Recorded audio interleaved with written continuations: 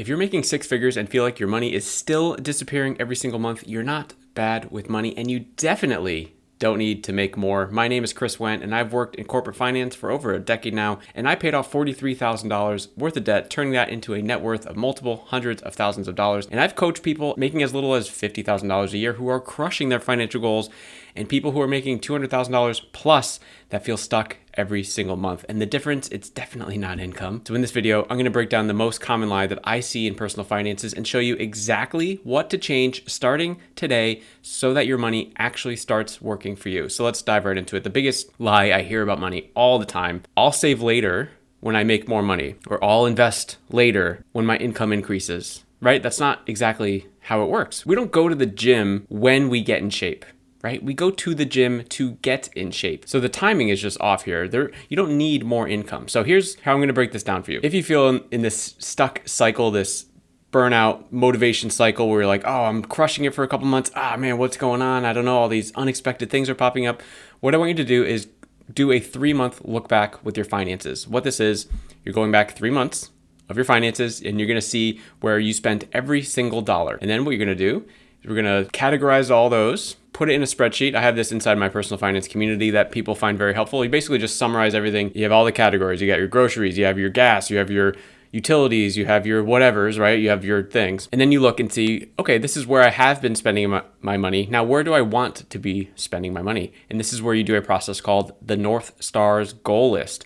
And what you do is you get a piece of paper out, you get out a Google Doc, and you just write down the most important things to you. This could be life goals, financial goals, non-negotiables. These are things that we are telling ourselves are the most important assets or things or goals that we would like to achieve in the future, right? So it could be current items or it could be future items. Once we have that list, we go back to our 3-month look back. We look at our expenses and we say, okay, where in this process is it aligned with the goals and where is it not aligned with the goals? So for this realignment process, what I want you to do is think of 3 words here: more, same, less.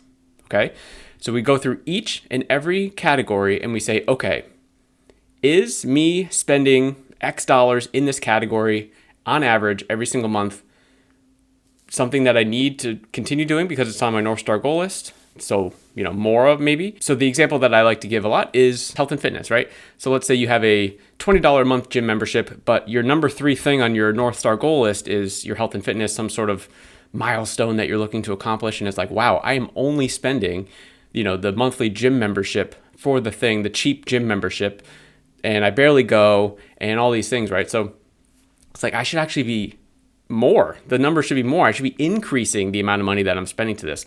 And a lot of people, when they first hear that, they're like, oh, but I don't have any extra money at the end of the month to be able to put more to it. I'm struggling every month. I make all this money. I don't know where it goes. That's because we're not realigning it to the right thing. So that's the more. Something like utilities would be the same, right? Because I can imagine on your North Star goal list, you're not going to have utilities. He's like, oh, I'm really obsessed with utilities. It's obviously like kind of a non-negotiable, but like whatever your average is, that's just kind of the number that you use going forward for your new budget, right? And then less is something where it's like, ooh, you know what? I've been spending a lot of money on this thing. Spoiler alert, the biggest thing is like food delivery, restaurant. It's always like food related.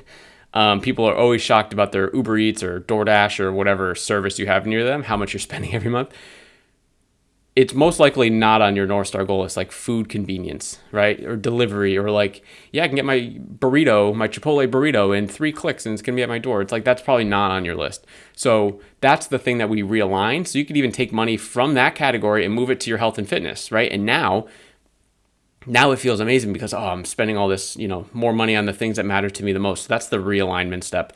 So once you go through that process, then you will realize the whole goal of this is to find extra money in your finances so that you can put it towards the things that matter to you the most, right? So we just used the health and fitness example, but I'm sure you'll have a lot of, let's call them financial goals. I want to save more. I want to invest more. I want to put more money towards my kids' future education. I want to maybe retire early, right? You have all these things that you want to accomplish, buy, the house of your dreams, right? All these things. We can only do that when we free up extra money in our finances that we already have. It's already there in our income. Now, is making more money a good idea? I would say yes.